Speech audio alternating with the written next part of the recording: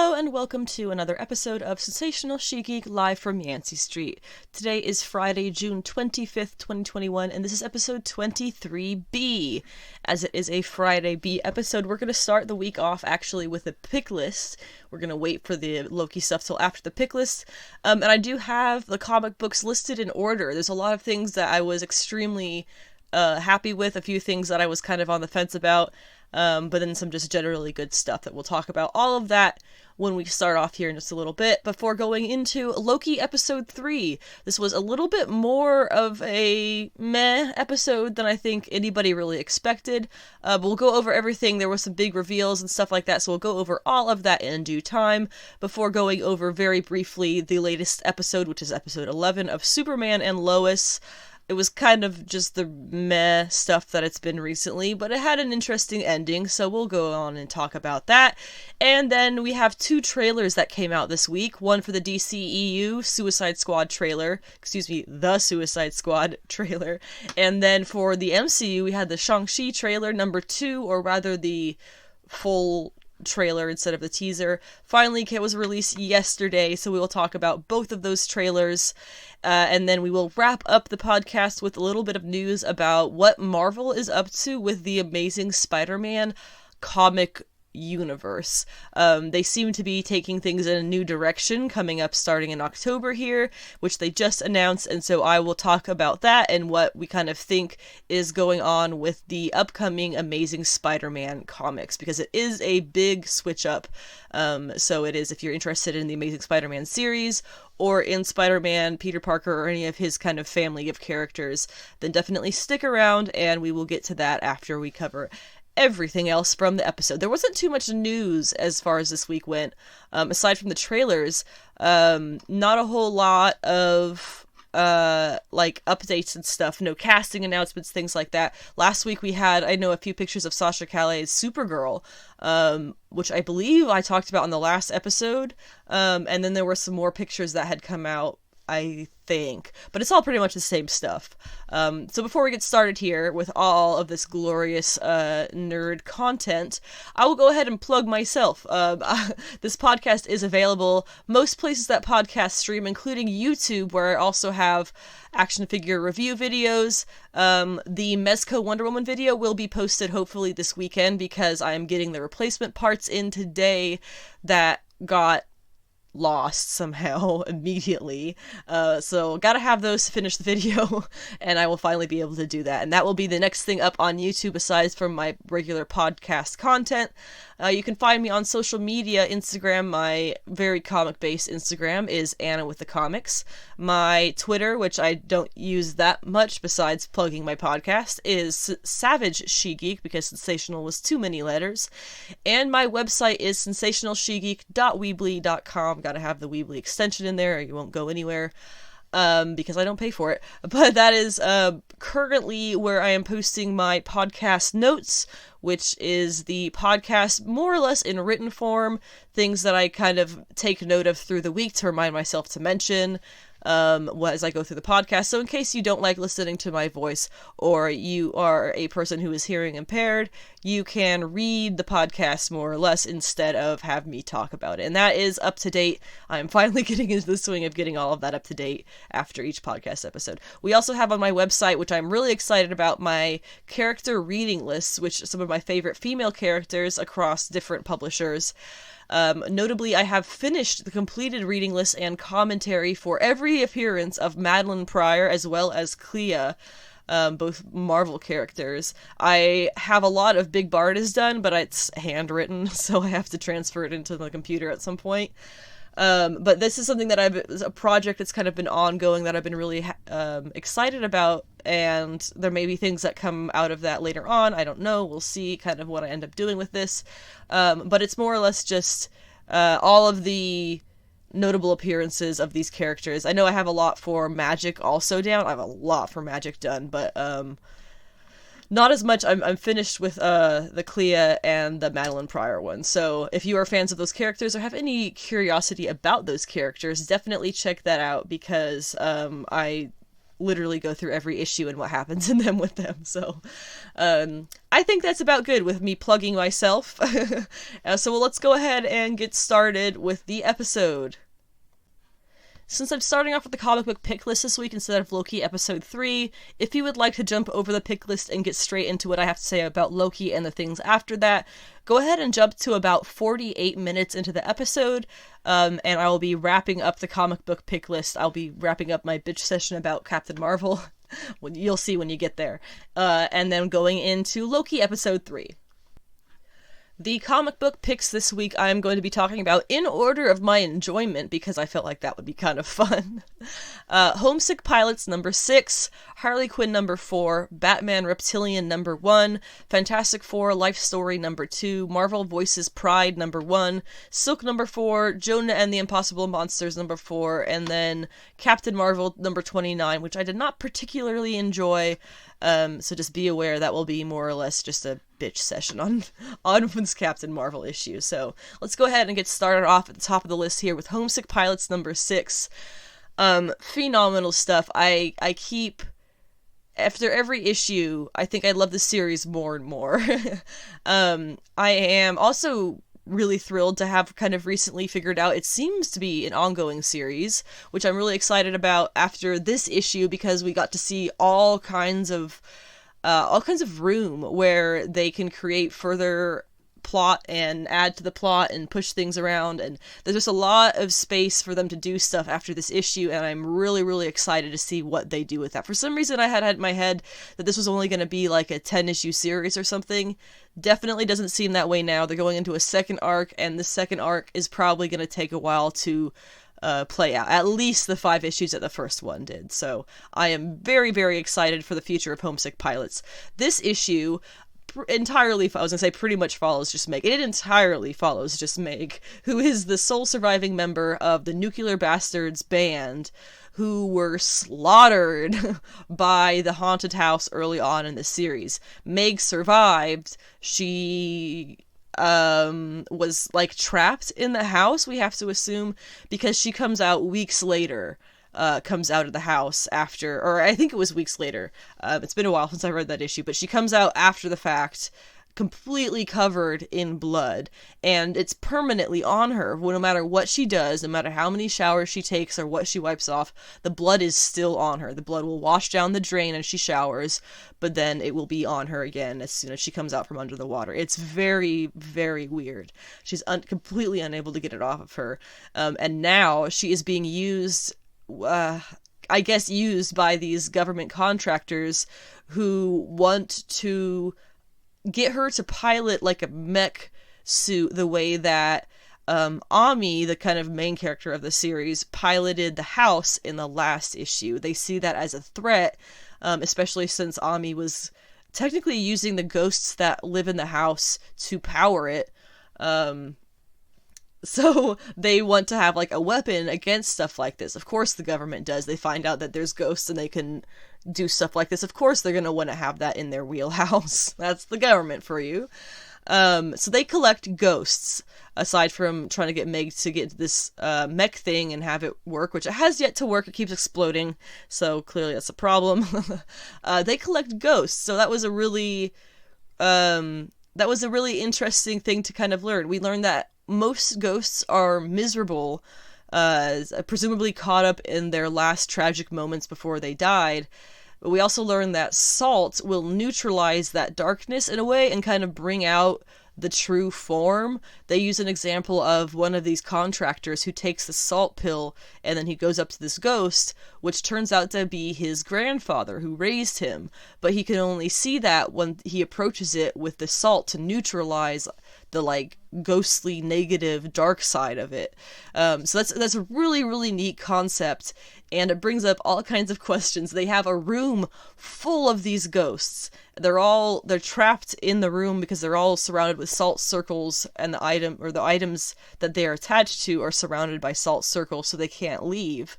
Very, very, it's cool, but it's also like extremely twisted in a way that they're using these kind of tormented souls to do their self-defense contracting, or not self-defense, but government defense contracting. So kind of dark, but really neat concept.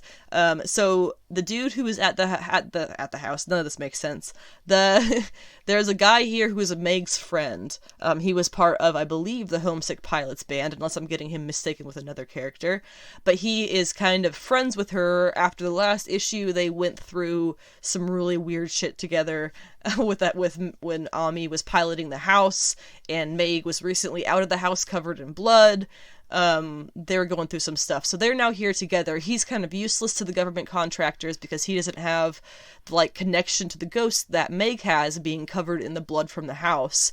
But still, they have him here to kind of because he knows too much, first of all, and also because they're friends or whatever. They think that he's going to help her stay calm and do what she needs to do for them, right? So they tell him all this stuff, not her specifically. They tell him all this stuff about the ghosts, about the salt pills and how that helps stuff and blah, blah, blah. And basically he puts together, gee, you have a way to fix her with these salt pills. You can pretty much guarantee if she was to take those salt pills, the blood would probably fall off of her because it's ghostly blood, right? It's connected to that ghost house. And they're not telling her about that because they know that they want to use her. So he sneaks her some of those salt pills, which she, of course, takes, and the blood does finally come off of her, turning instead into a triple-faced bloody monster, begging her to kill the haunted house, because it won't let them be at peace. I kind of have to assume that that bloody monster thing is her bandmates, because they were destroyed in the house. She was in the house too, but didn't die. It's I'm just kind of assuming things here until we get firm answers, but it's really, really cool. It's begging her to kill the house. The thing is, the house was already, from what we've seen, destroyed in the last issue when this honestly terrifying VHS tape ghost creature thing attacks the house and drags it into the bay, presumably killing Ami, who was piloting it, and her friend who was inside with her.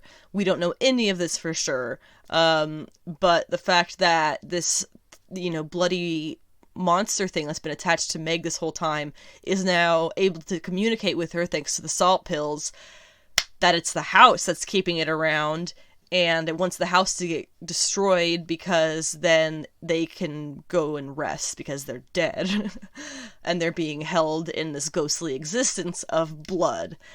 Dark as shit, but I am so into it. Since this issue only just covered what happened on Meg's side of things, I have no doubt the next issue is going to start off immediately filling in on what happened to the house with Ami, her friend, possibly even the VHS creature thing, because that's been mentioned a lot. Apparently that was one of their ghosts, one of these government contractors, people's ghosts who they were buddies with. So really, really funky stuff that we're working with, but I am super, super into it. I definitely recommend Homesick Pilot. It's only on issue 6, starting up the second arc. Fantastic art. Just really, really beautiful, beautiful fitting art, and just the story is so fun. Harley Quinn number 4. Once again, it is such a nice thing to be able to pick up these issues every month and really, really actually enjoy it. I am a big Harley Quinn fan. I'm a fan of the character. I love the character of Harley Quinn, but it tends to be, and has been, very hard to find what I might consider, from my own perspective, quality comics starring her in any kind of accurate way. I've read a few issues of pretty much each Harley series from probably the past decade or so, but I've never really enjoyed any of it aside from, I remember there was one Christmas special, I think it was 2020 or I think it was 2019 Christmas special that I really liked with her, but it was super tied into what was going on in the series, and the series was definitely not, it wasn't something that, it was like a non-canon series for whatever reason. I don't know why. For a long time they gave her these Harley Quinn series that were outside of the main DC canon. I don't really know why, but But that is also part of what made it really hard to get into those series, because it's not even related to anything. It's not the real Harley. It's not the Harley that's in the comics. It's just this other Harley that's got her own series. So I just didn't really get any of that stuff. I love the covers. Frank Cho has had several cover runs on Harley Quinn that have been phenomenal. And this one actually, I believe it was Chris Anka had a beautiful DC Pride cover with Harley Quinn and Poison Ivy, which I am so happy I got. But this Harley series, this I jive with. This feels like a proper, appropriate Harley Quinn for the character. I have to mention also about this issue, specifically this issue, I'm pretty sure, the paneling was stupendous. I don't know if that was Rossmo or an assistant. There was a fourth name on the cover, but not on the credits of the issue. So maybe that person was doing layouts or something. But this issue's paneling was particularly excellent. From scenes of elevators going down, to Hugo Strange's drug-induced acid trips for his patients, to Harley just kind of doing her Harley thing. It was really hard to miss how particularly great the layouts were in this issue. I already have said before, Rossmo's art style makes these pages such a delight to read, so those layouts were really just the beautiful cherry on top of an already great issue artistically. The issue also, for what was going on in it, was really, really fun. Stephanie Phillips has such a excellent grasp of Harley Quinn's character. She's kind of been working with her on and off for the past year or so, but I am just so impressed with her grasp of how to portray Harley Quinn as accurately her without feeling like you're going too far in any direction. It is spot on what you want from the character of Harley Quinn. The issue started off with Harley Quinn playing, because remember the last issue ends up with her in the sewer and Grundy comes up and she's like, oh shit. She's now, of course, playing, what else are you gonna do in the sewer with Grundy? She's playing sewer chess. Trash chess. Chess out of trash items they found in the sewer. I'm trying to make sure we all understand that. And she's, of course, talking about her problems. And Grundy, being Grundy, does his, Born on a Monday, Grundy stuff, Solomon Grundy. But he also has a little, he kind of, he says things, he'll say a word or two, and it's kind of like when Groot does his I am Groot and people respond like he just said a whole, philosophical statement.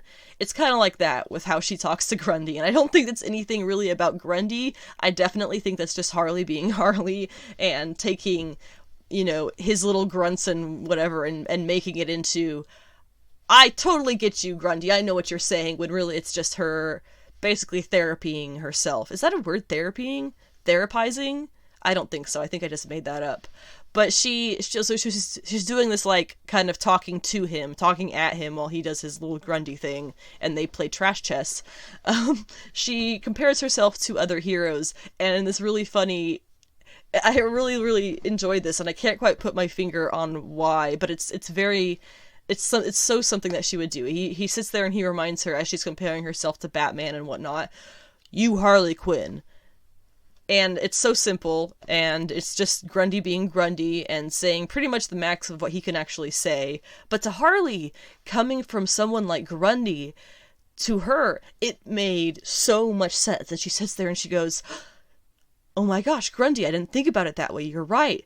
Me Harley Quinn. And then she goes off, she decides to go off and save her pal later on from Hugo Strange, who's doing the experiments on the former clown,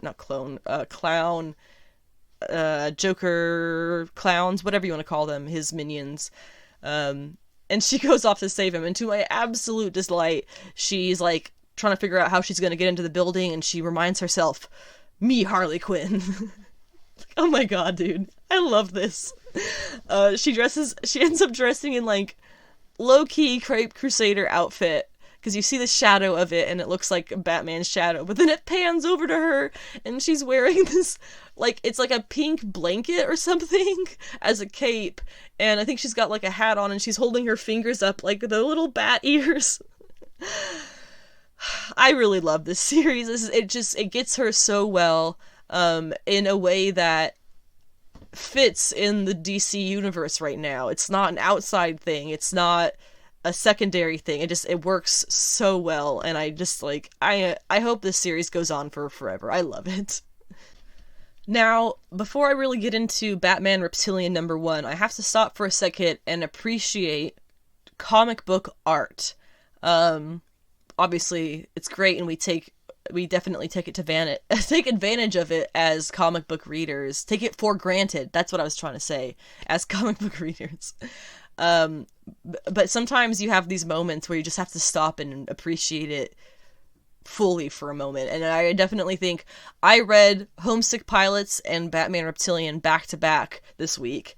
And going from from one comic to the next, they both have stunningly fantastic interior art, but they are both so wildly different, and I can't imagine any other art style even trying to take on either series. But they're so ridiculously perfect and so incredibly different. It's just, you just have to stop and appreciate that. From the oh gosh, what would you even call it? It's not cartoony artwork in Homesick Pilots. It's clean. It's clean, and he uses a lot of color holds instead of black lines around the characters. He'll use a lot of colors instead of, especially like whites and grays, which makes it pop, especially in the ghostly stuff. Oh, it's so great. And then you get Batman Reptilian here with Liam Sharp, and it is,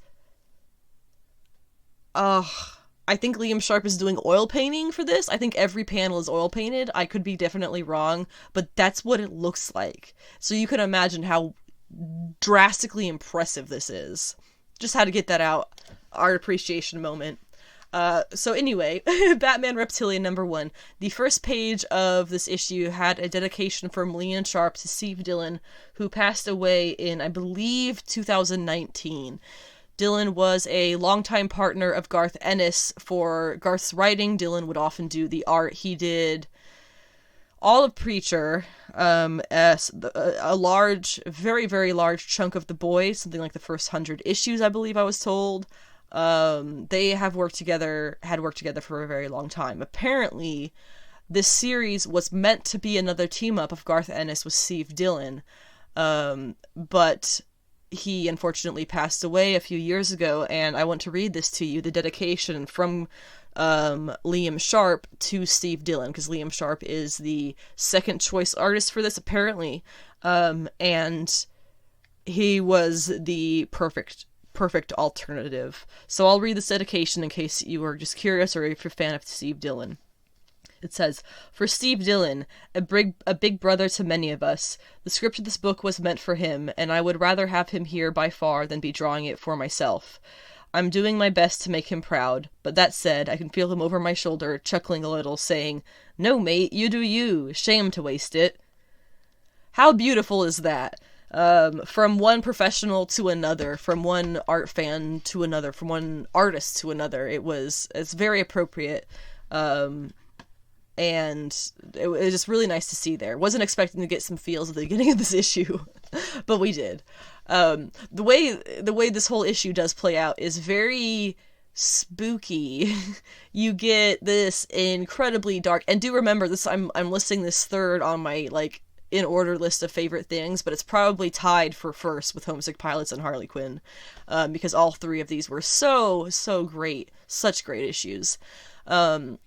You get this incredibly dark, shadowy Gotham, which is, of course, perfect for Gotham.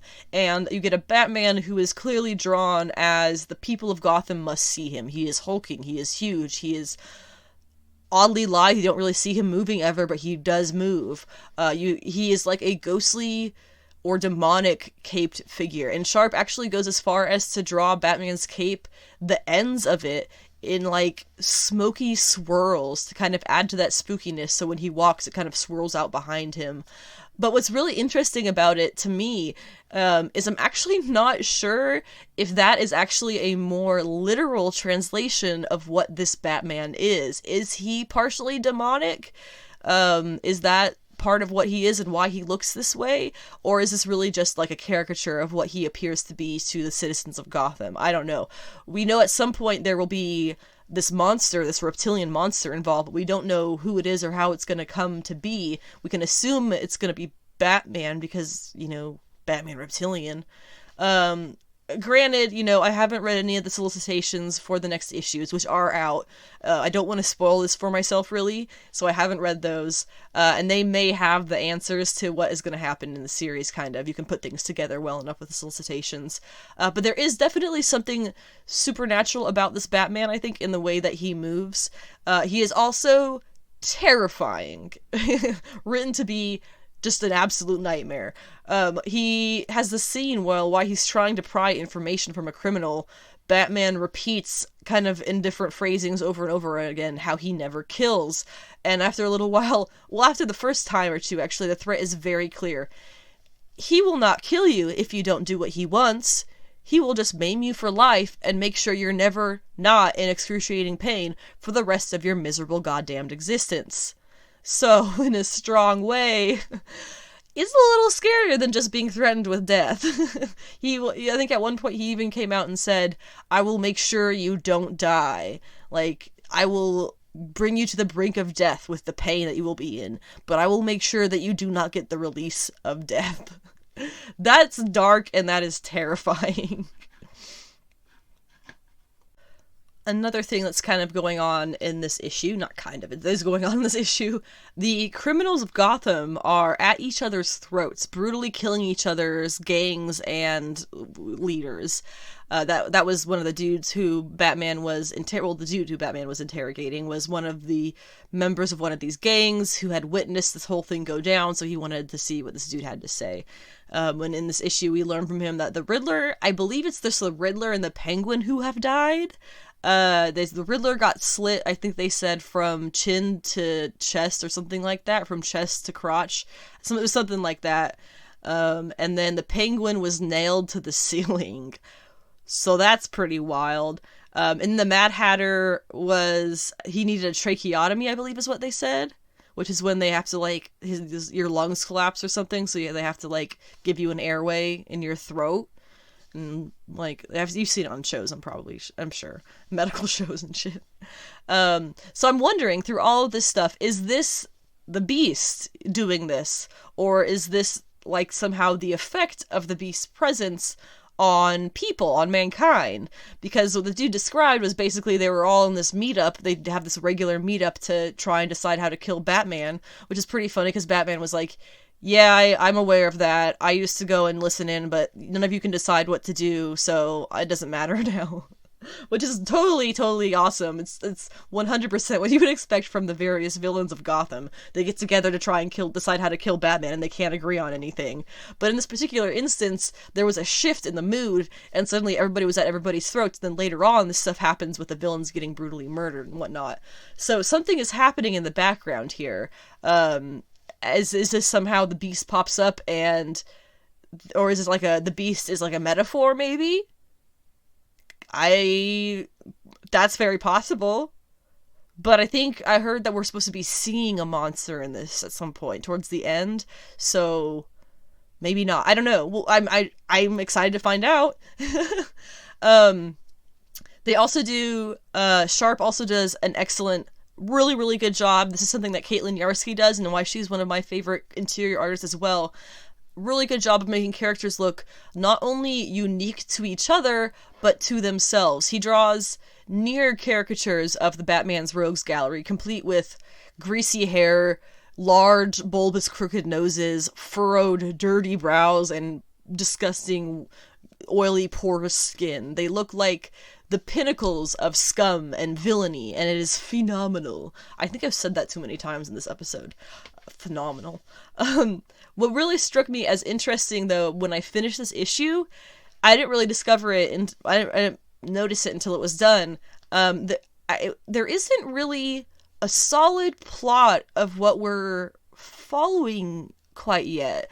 It's so far it's a lot of just normal day-to-day Batman and Gotham stuff, like the villains doing their meetup, Batman threatening this dude and crippling him in the street because he's a rapist. Just kind of normal, somewhat unconnected things is kind of happening in Gotham. And yet, here I sat completely enthralled with what was going on in my hands, and read it with probably more focus than most Batman stuff that I've read in my personal reading history.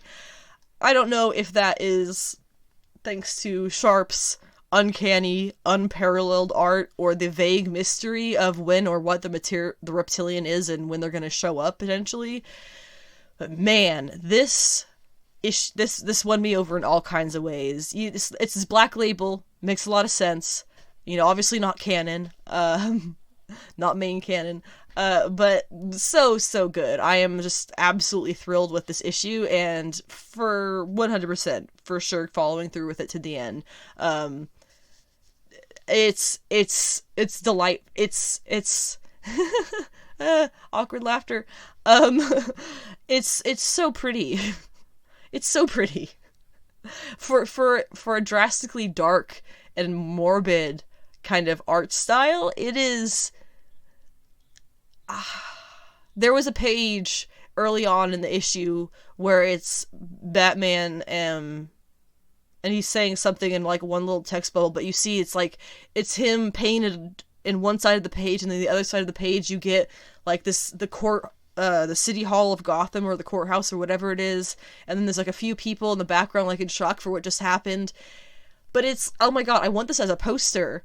It's just the most simple thing happening. It's just Batman standing there in front of the courthouse, but it is so phenomenal. I would buy this as a work of art. I would buy this as a print, whether or not it had the text on it. Like, I would buy it with the text too. Like, it is so beautiful. This is one of those series that you're gonna want to take your time paying attention to the art, because there is a lot to appreciate.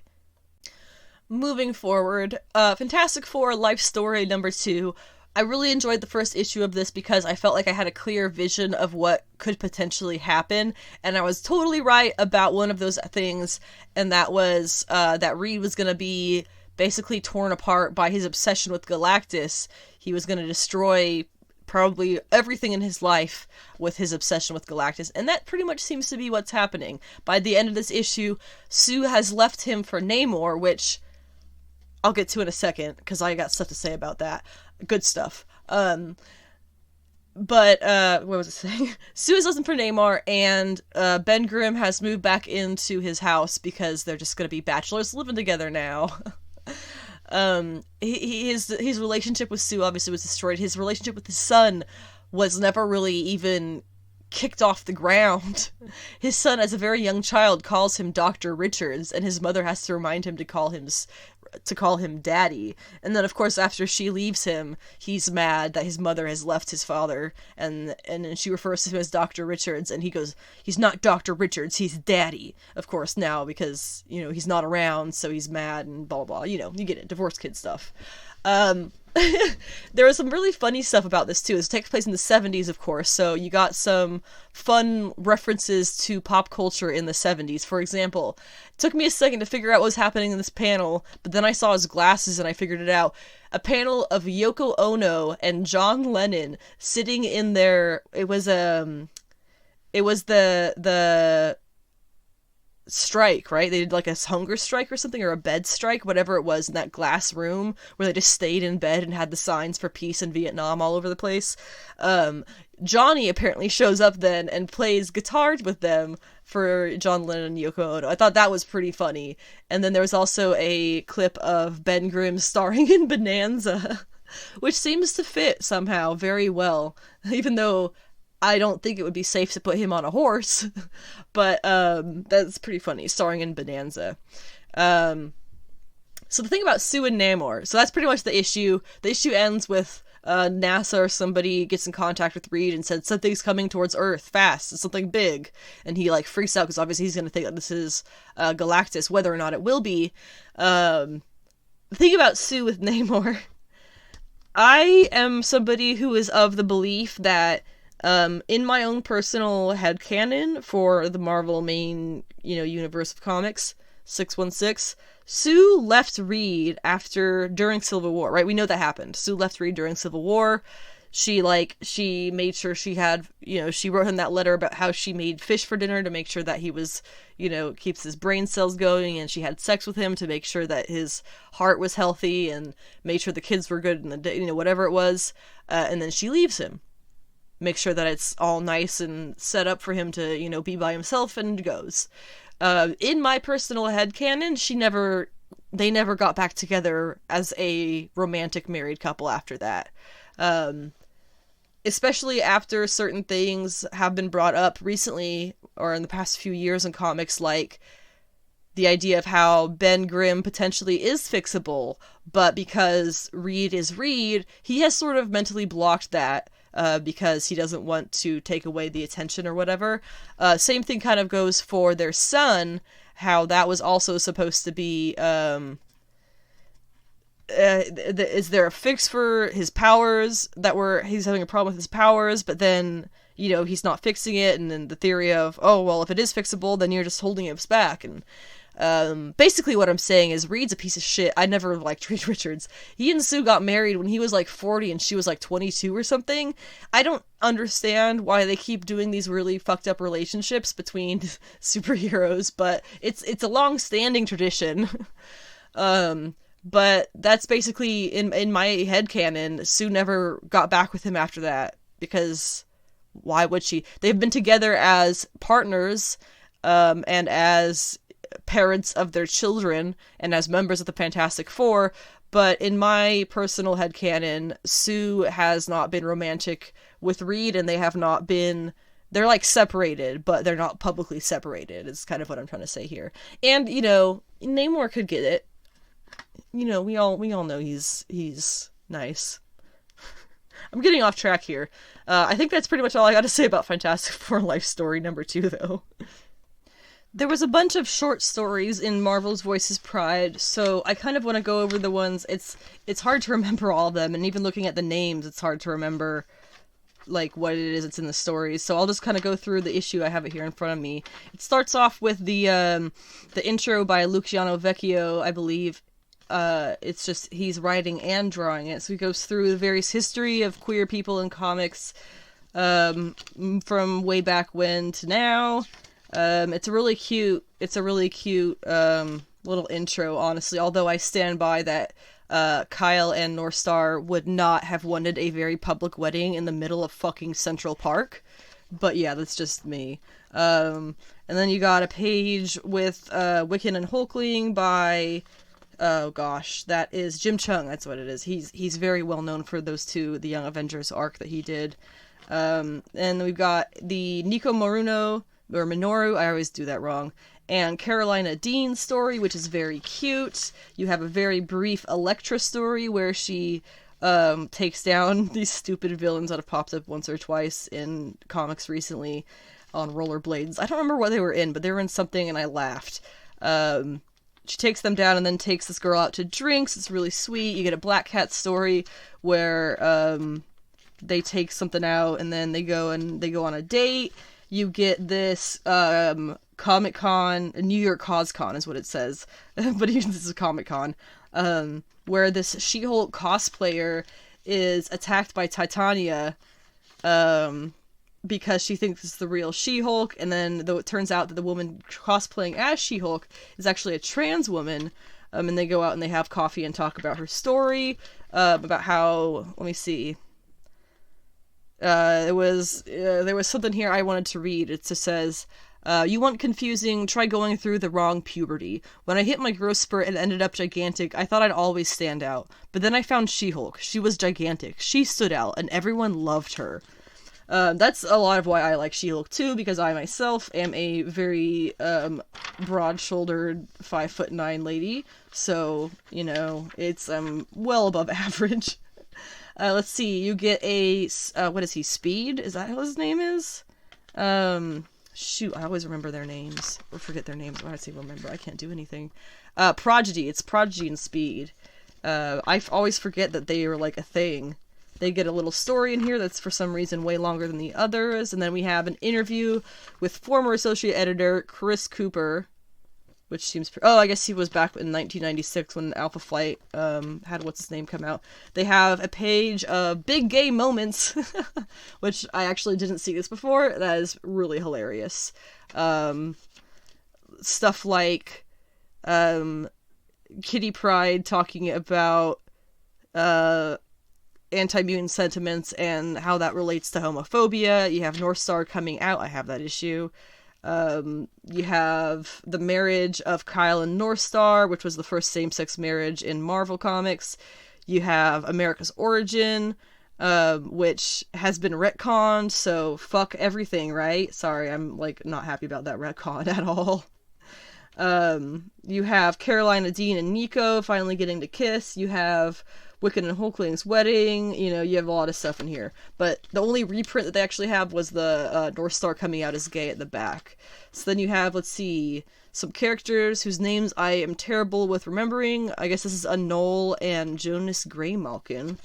I don't really... Anole is a New Mutants character currently. Oh, no, that's a cute little page with Dakin. I forgot about that. Then you get Angel and Iceman. Specifically Iceman, I guess. And then you get, let's see, Kyle and Northstar, of course, which the artist really draws really draws Northstar to look elf-like, which I prefer that because they are kind of not human. And then you get, I'm not sure, this is Mystique and Destiny. This is Karma, Magic, and... yeah, it's Karma and Magic. It was a really cute one. Another with Dakin, who's hanging out with Aurora, and he talks about how he's bisexual and stuff, so it's a really good one, honestly, I think. And then you get the first appearance of Somnus, who is a new character, who I guess is a mutant. So that's cool. And then, of course, the big Marvel character spread at the back, which is nice. I did enjoy this. Like I keep saying, you know, if they involve queer characters being queer in comics more often, then nobody can call this sort of thing pandering. It's just about Marvel following through and continuing to use these characters as important parts of comics and comic book history, and that's how you get things to change. That's how you get things to go up and to get better. So, really enjoyed this. Lots of good creatives on it. Some stories definitely better than others, but it was fun. It was definitely fun. For Silk number 4, we're going to go through these last ones kind of quick. The last ones are Silk, Jonah and the Impossible Monsters, and Captain Marvel. For Silk, it was kind of a quieter issue. We got the interaction between was the Ishii girl and the cat demon, Kasha or Sasha or whatever her name was. The cat demon is kind of stabbing her in the back. Meanwhile, her dad is like this creepy robot dude, who Cindy was like encountered, and it was like they had this really weird conversation about his life for some reason. And then that was pretty much the issue. There wasn't too much going on. It was good, just not a whole lot of notable stuff. Jonah and the Impossible Monsters number 4 was really sweet. Of course, I always have a hard time describing this because it's a really, really simple story, that how it plays out, but it's somewhat complex concepts when you really start to think about it. And it's such a quick read also. It's very straightforward.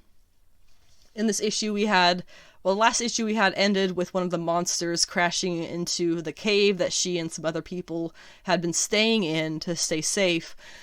So we have a big fight. We get to see some of the characters, really fun character designs. This lady has like robot arms, and she gets thrown like a ball off this dude's hammer, and he hits the monsters with the hammer and stuff. And then, of course, they're on the cusp of about to be destroyed by the monster when Jonah finally decides to get involved and puts down her snack and gets up and punches it one really good time, and it is gone.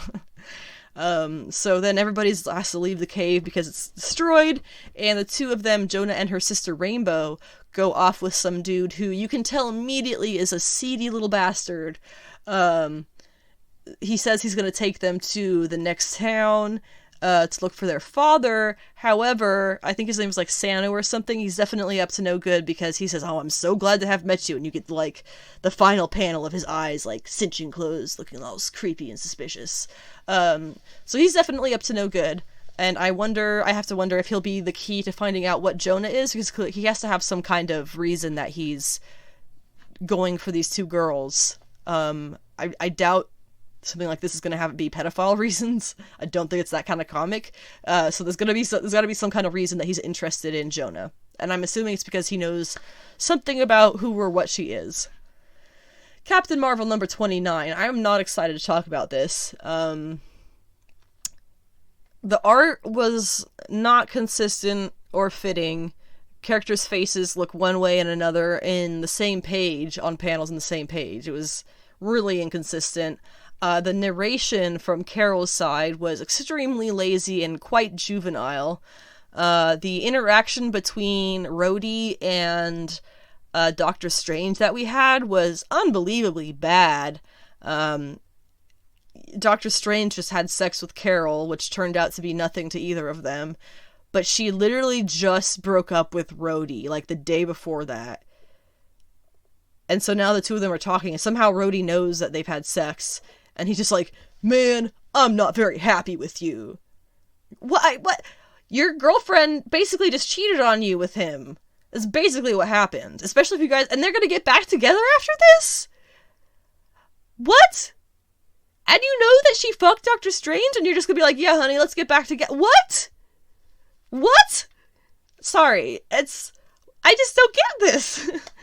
Another thing, continuing on, I am really tired of Kelly Thompson using the "eat your heart out" line. I think she's done that half a dozen times in the past year in her comics. Please stop. And I also, Kelly, we'll talk about that in a little bit when we get to it, but she has been also announced to be getting more new series that she's going to work on. And she's already phoning it in, from what I see, for this series. That's not a good sign. The series has been so up and down. A lot of good up points. L'Oreal stuff was way, way up. I loved it. This is definitely a low point. I do not like this. I think it's trash.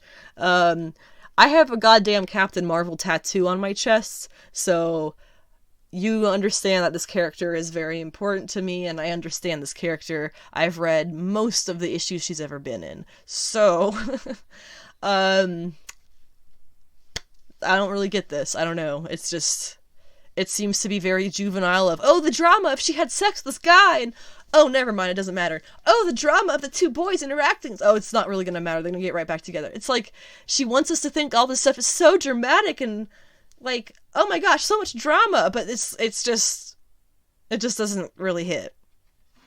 I don't know. Do you feel differently? Tell me, because it's not getting me. And also to make that more frustrating, I have confirmed by looking at the solicitations and stuff. They have a different a different artist on every single issue of Captain Marvel going forward. There is 4 issues solicited out there that we know about. All 4 of them have different artists. Why? That is like, how are you supposed to enjoy a series if it has absolutely no consistency in the art? And then the artists that they're picking seem to have really bad consistency between their own panels of the same people. How are you supposed to like that? Why are they doing this? Why? I gotta stop. Now let's get into Loki. This is the 3rd episode of Loki that did premiere this Wednesday on the 23rd. So if you have not seen that episode, I'm going to spoil it for you now, or just don't listen to this. Like I kind of mentioned in the beginning of this, I felt kind of weird. I feel kind of weird about this episode still. It wasn't necessarily bad in any way. It just was not super great. We have a bar that we've kind of come to learn that Marvel shows, because it's only been the past 6 months that we've even had those, we have a bar that we've easily come to find that they are well above, and this doesn't quite reach the bar. I do have critiques of Sylvie's character, including how she hasn't been properly introduced by name, but we're already calling her Sylvie, since the captions confirm that is her name. But unless I'm mistaken, that hasn't been said at all on the show. I also have some critiques of her being a bit childish. It's possible that childish is just a bad translation of rage. Not great, slightly better. That would be, I think, on the actress's or the director's fault then. Additionally, Sylvie was given very loose ideals. She goes from wanting to murder Loki to being his pal, and back and forth again several times in this episode. And in general, I just feel like she's been very poorly characterized so far. But this episode, it drops a lot of the crime procedural themes, which, I do think was a bit of a mistake. It felt like the rest of the show took a bit of a break, was put on hold for this episode, where we were given, like, basically this whole episode was to be given a very roundabout explanation of how the TVA workers are actually real people who are variants like our Loki in their lifetime, and now they're TVA people and don't even know that they were real people. Certain articles online I saw were suggesting that, or they were referring to Sylvie as Enchantress already, which, you could say, oh, it's an adjective, it's describing her. No, they capitalized it. I've seen several articles do that, and I don't really understand why, because that may end up being true, sure, but it's definitely jumping the gun. And honestly, it kind of takes away credit for Marvel's plots. They do really good with plot twists and things like that, and to assume that we already know what's going to happen is a little bit, like, ballsy, right? It's a little bit like we know what you're going to do before you even do it. And it's, I don't know. While I have all my theories that I don't like and things like that, theories of things that I don't like, I suppose, I'm not going to say that that's the one they're going to go by. I'm always hoping that they're going to prove me wrong. Always. So we have no confirmation that Sylvie goes by that name. And it's also not the only explanation for who she is. While I know I'm very adamant that that's probably who she is, and I will not like it, there's also the theory that my husband and I were talking about last night, that she could be the child of a future Loki, potentially this Loki in the future, and the actual Enchantress. Hence her knowing enchantments and having a totally different name than our Loki. She does not go by Loki, clearly. It would also explain how in this episode we find out that she has a totally different past than him, including a different mother. She didn't know who Freya was. She was raised by adopted parents the same way that Loki was, but they told her right off that she was adopted, which makes me wonder who her real parents were, and leaves a lot of room for us to guess that these parents are going to end up being an integral part of the plot, a big reveal. So, bing, bing, bada bing, bada boom. I can't even say the noises right. Maybe she's the daughter of this Loki in the future and Enchantress. Who knows? We'll find out eventually.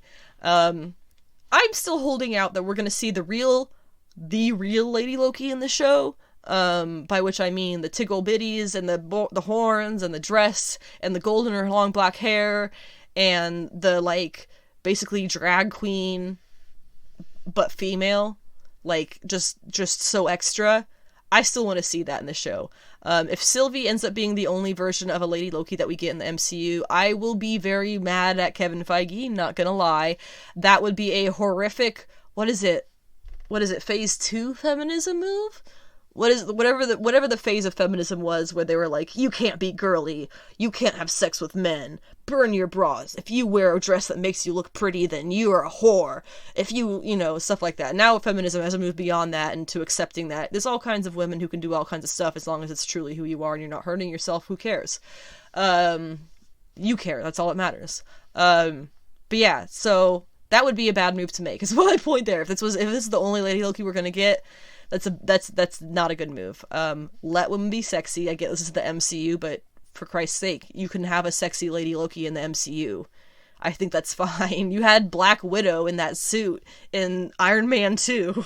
I'm pretty sure putting a sexy lady Loki in is acceptable. But anyway... So it turns out that Sylvie wanted to set those time reset charges off so that she could break into the TVA while all the TVA employees and everybody are busy fixing that mess that she creates from the sacred timeline, because she wants to confront, I guess, or possibly kill the timekeepers. I don't know. She wants to encounter them for whatever reason. I guess kill them. I'm guessing kill them. I don't know. However... our Loki intervenes, of course, and they end up going to this planet called Lamentis 1, which is from when they arrive on it, it is mere hours from destruction, from its own moon crashing into it. So, really good timing on their part.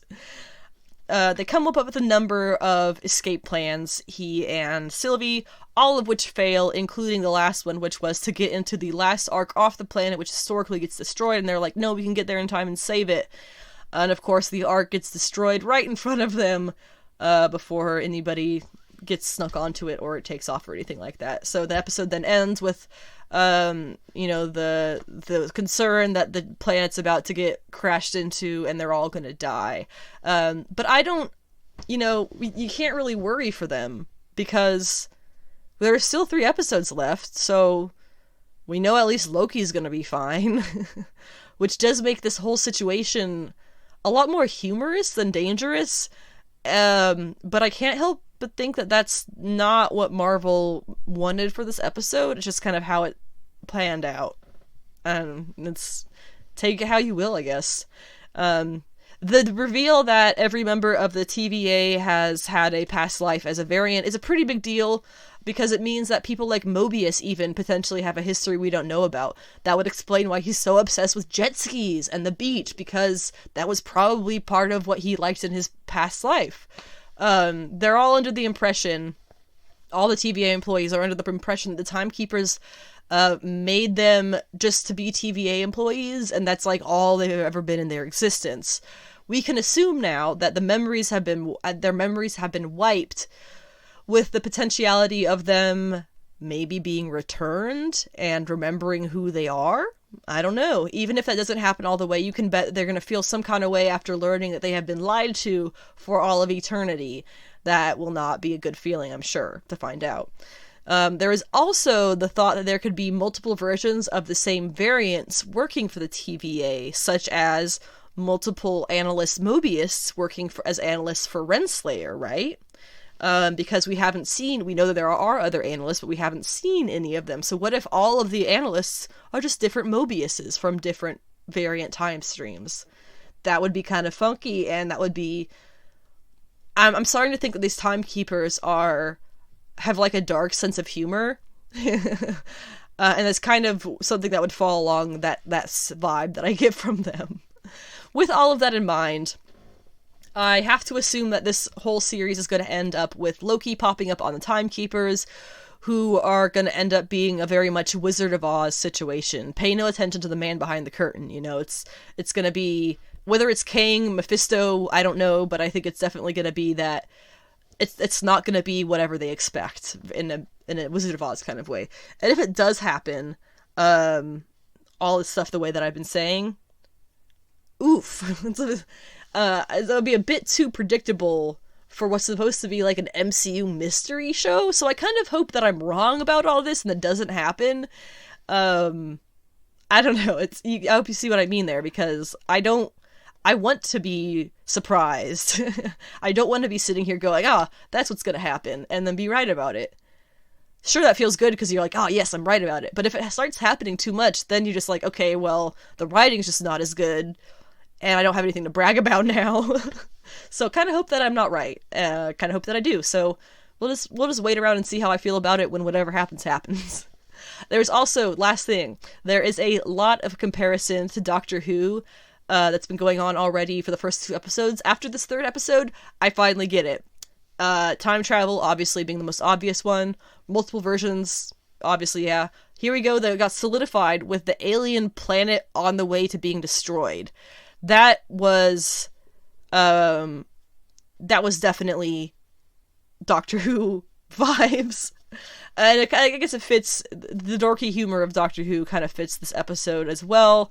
Again, Sylvie being characterized as kind of childish would kind of go along with that, and there are like weird interactions of banter that felt like it was kind of poorly written, and the scenes of them fighting and very obviously choreographed, run here, now run there, now look over there, and I don't know.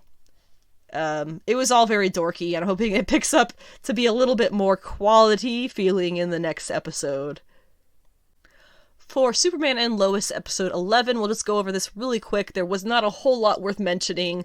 It was a very meh episode, but it was the ending that got me interested a little bit.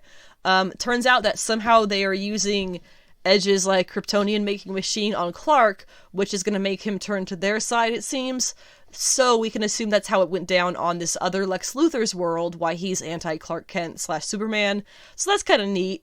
The episode ends with Lois calling him, as he goes by John now, right, because he's Steel, saying that he was right, and I have to wonder, is Jordan going to have to fight his dad? Because that would not go well. He would probably end up with his head getting ripped off, just saying. But I don't really know. I don't know. He can fight Steel, sure, obviously Steel can take him down with the kryptonite lights or with the red sun lights or whatever, but, then what was the point of making the sun super? I kind of feel like that has to be a part of the plot for these last couple of episodes of the season. I assume we're in the last couple of episodes of the season. Hell if I know. I've been very jaded by this show. Started off really strong. Real strong. First episode, I made a special edition podcast episode about because it was that good. Things have changed. It's definitely not held up to that bar. But I'll keep watching to see what happens, and I'll report on it so you don't have to watch. The two trailers that we got this week were Suicide Squad and Shang-Chi. Of the two, we got, for Suicide Squad, we finally kind of get a more or less proper plot idea. Starro is some kind of government experiment in a government lab, potentially not even a government thing, could be an alien they found and just took, because, you know, that's what we do. And they are going to have to stop Starro from escaping and taking over the world. Presumably something like that. If I had to guess, most of these characters are going to die a horrible death. Idris Elba's character telling Ratter that they'll get out of this alive makes me think that she's definitely going to die. Sharky Boy is totally dying. Whoever was his Mongol sister, Mongal, she's totally dying. I feel like they've made that as obvious as they could. The Beast, the Weasel guy, totally dying. All I really expect to get out of this alive is Harley, Idris Elba, and Peacemaker. Yeah, that's my expectations. Words are hard sometimes. That's kind of all I have for the trailer. For this trailer, it's obviously going to be brutal, hardcore, hilarious fun. James Gunn does an excellent job of finding a balance between brutality and humor. And on that same note, he has the exact right taste of how much gore to put into something. He doesn't go overboard. He doesn't make it so that you have to look away from the screen, but he makes it so that you're like, oh wow, that was gruesome, and then you move on. Which is like, I feel like it's kind of the appropriate way to do gore in movies, especially if that's not like, Saw would be different. It's obviously a movie about gore, but this is Suicide Squad, the Suicide Squad, so it's a little bit different than that. It's not a direct horror movie. There are some people, I have to mention, who are out there trying to shit on Disney Marvel because of this movie, the Suicide Squad, because they're saying that, gosh, what was it? It was something along the lines of how, finally, DC and Warner are finally allowing James Gunn to show his true self, unlike Disney and Marvel, who put him in their own little box of constraints for Guardians of the Galaxy. I'm sorry. There's this thing called movie ratings. Guardians was rated, I believe, PG-13. Suicide Squad is going to be rated R. That's not anything about that's just how movies work. I don't get why like, this is not the first time that he's done a movie that's gory. It's not the first time that he did a movie that wasn't gory with Guardians. Like, needless competition, folks. Can we just like things? Let people like things. But in any case, this is going to be a fun movie. I'm not going to compare it to Guardians because they're clearly very different things. So yeah, I just think we're going to have a lot of fun with it, and that's all that it's going to matter when it comes down to it. I am very curious, though, I do have to add, what happened to Orphan? God, what is her actual name? Cassandra.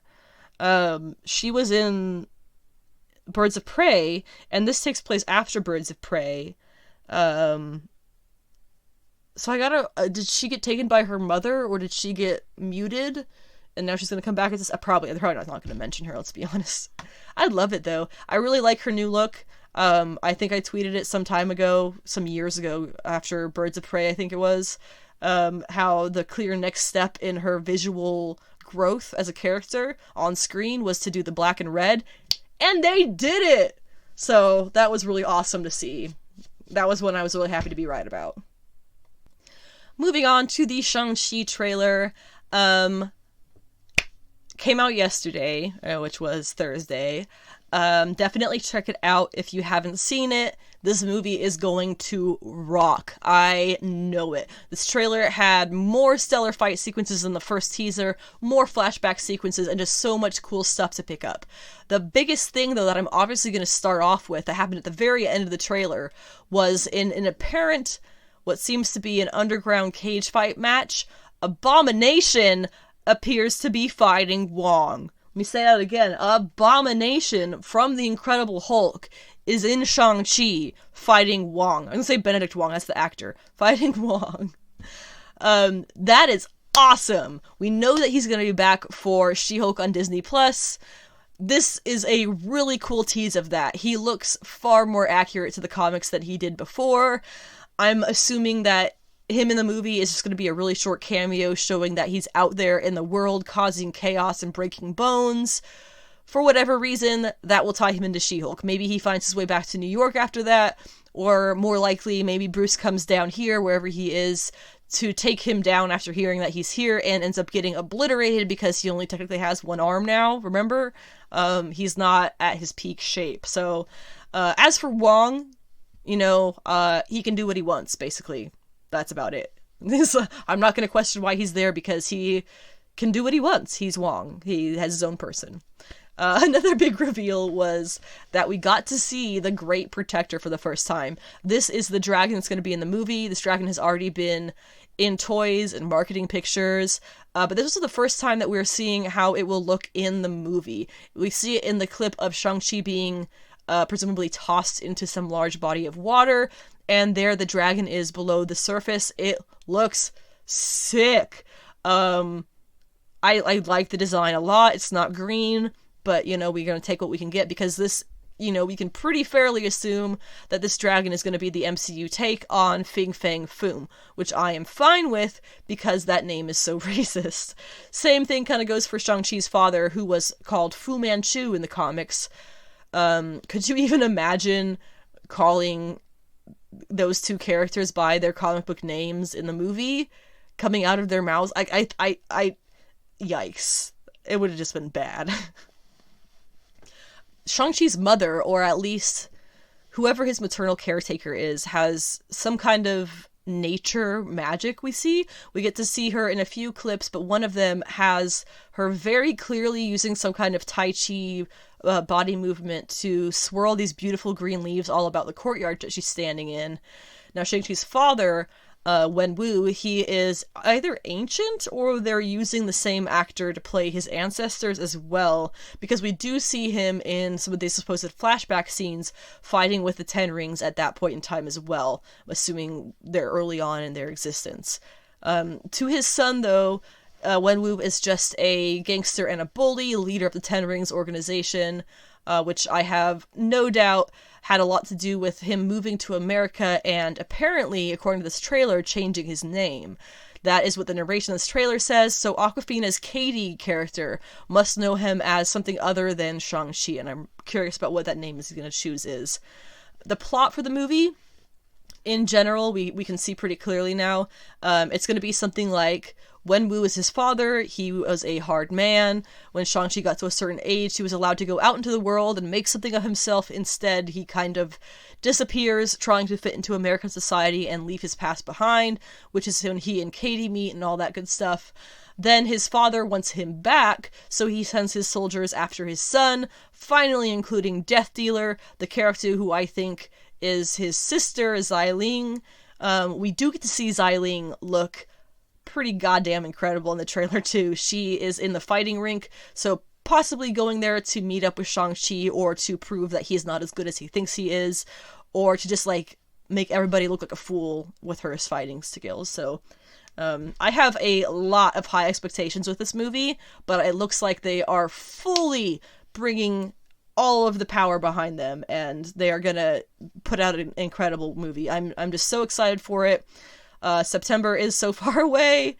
This was originally supposed to be out already. It was originally supposed to come out on May 7th, so screw you, COVID. We now have to wait another couple of months, and it's sad, but it's gonna be worth it. It's definitely gonna be worth it. I am tickled by this trailer. If we're gonna get another trailer, awesome. If not, this is probably enough, honestly, to convince people, because you got so much cool stuff. I think it's plenty of stuff to draw audiences in.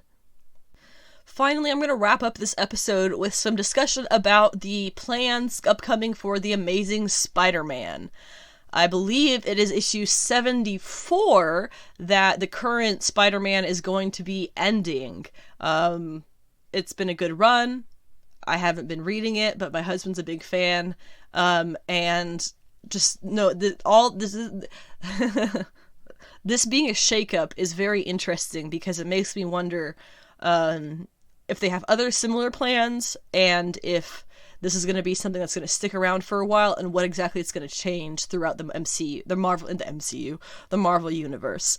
So I'll read you it's not really a solicitation. It was from the Marvel website that they announced this with. It says, starting in October, Amazing Spider-Man will return with a story so bombastic that it will the greatest team of web writers and arachnid artists ever assembled to tell it. Kelly Thompson, Saladin Ahmed, Cody Ziegler, Patrick Gleason, and Zeb Wells will team up on the thrice-monthly title to shake up the Spider-Man mythos in ways no one will see coming. The saga will kick off with Amazing Spider-Man number 75, where Ben Reilly will return to take back the mantle of Spider-Man. Backed by the Beyond Corporation, the captivating clone of Peter Parker is determined to be the best version of Spider-Man there ever was. And yesterday's teaser showed this could have fatal consequences for Peter Parker. Well, that's a lot to unpack. As somebody who is just vaguely, not a pro at the Spider-Man universe at all, but who is aware of the general history of Spider-Man and stuff that's happened with him and characters around him, this is a big deal. Ben Reilly coming back to be Spider-Man. That's notable. Ben Reilly is, of course, a clone. I can't talk. A clone of Peter Parker. There's two clones that are mostly, you get the red and black one and then the red and blue one. He's the red and blue one. So that's Ben Reilly. I assume he's going to be in the Spider-Man suit and stuff like normal. There is a teaser picture of it's kind of like the Superior Spider-Man outfit, so that's kind of interesting that they're having him change into that. I don't know what the Beyond Corporation is. I'm assuming that that's part of what J. Jonah Jameson is involved with. I don't think that's it. He's doing some kind of news thing. That's in Silk too. But this is interesting. Also, 3 times monthly. That is, first of all, a really awkward allotment of...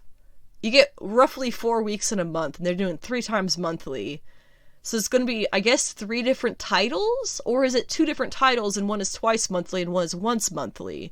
Nothing is really clear yet. But the creative teams of Kelly Thompson, Saladin Ahmed, Cody Ziegler, Patrick Gleason, Zeb Wells, I assume those are all listed as writers. Patrick Gleason does art as well as writing, but the rest of these are just writers. So I'm assuming they're all writers. That's 1, 2, 3, 4, 5. 1, 2, 3, 4, 5 writers for potentially three different comics. I'm not usually a fan of comics that have 2 writers doing one story. That tends to end up feeling a bit more jumbled than stuff that has just 1 creator or 2 creators, period. Also notable, Saladin Ahmed is currently doing the Miles Morales Spider-Man stuff. So theoretically he could be continuing with Miles' book, and that would be why he's listed here. Kelly Thompson is doing... Gosh, she's already spread pretty thin across her Marvel projects. And after this latest issue of Captain Marvel, I really can't help but wonder if they're letting her take on far too many series. Of course, no writer is going to say no because money, but they really need to add diversity to their writers. They need new blood. They're reusing way too many creatives. You get these signs of like Al Ewing and Kelly Thompson have both shown a lot of signs of being stretched way too thin across the many series that they put out. And this is another one added on to her plate, and I just get a little bit worried about that, how that's going to affect things. Also, it's possible that this is going to be, you have Ben Reilly as the main Spider-Man, so you can assume Peter Parker is still going to be around. They're not going to just start Spider-Man without Peter Parker. So if we're thinking there's 3 comics, it must be Peter Parker, Ben Reilly, and then Miles, maybe? Maybe Saladin Ahmed is starting an additional Spider-Man series in addition to what he's doing with Miles. Miles is not noted in the solicitation at all. And maybe there's going to be a Mary Jane series, because she did have that amazing Mary Jane series a couple of years ago that got cut short, unfortunately, due to COVID. But I don't know. It's a very interesting thing that they're actually bringing Ben Reilly in as the main Spider-Man. Peter Parker's going to take a step back. The theory that my husband has is that he and Mary Jane are going to elope and get married, because remember they made that deal with Mephisto that they would split up. They would end their marriage. And so if they were to get married again, obviously that would be something that they'd probably want to keep under wraps as much as possible to avoid any problems. So I would also like to take that moment to remind people that if you're doing a One More Day type storyline where a male character makes a decision on behalf of his partner that he was going to take away his partner's memories, and, end their relationship, that he is not the victim there. That is the partner who is the victim there. So just putting that out there because it's happened more than once in comics. But anyway, really, really interested in how this is going to go. Very curious, kind of worried about the amount of creators are to the amount of projects that there are going to be. Also, Cody Ziegler has apparently worked on the She-Hulk series for Disney+. I can't really seem to find if he's written it or if he's consulted or if he's like part of the production team. I don't really know, but he has worked on it. So whatever that indicates, take it how you will, I guess. And that wraps up this episode of Sensational She-Geek live from Yancey Street. Thank you for tuning in for whatever amount of time that you did listen for. I appreciate every comment or question or like or repost or, share, anything like that.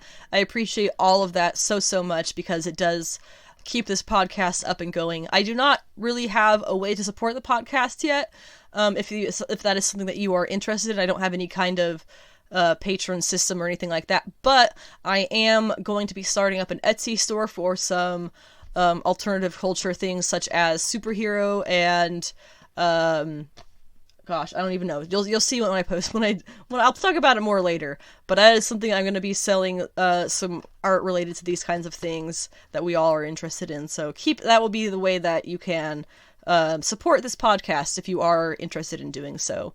The next podcast episode is going to be coming up this coming Monday, which is the 28th of June. That will be our last June episode.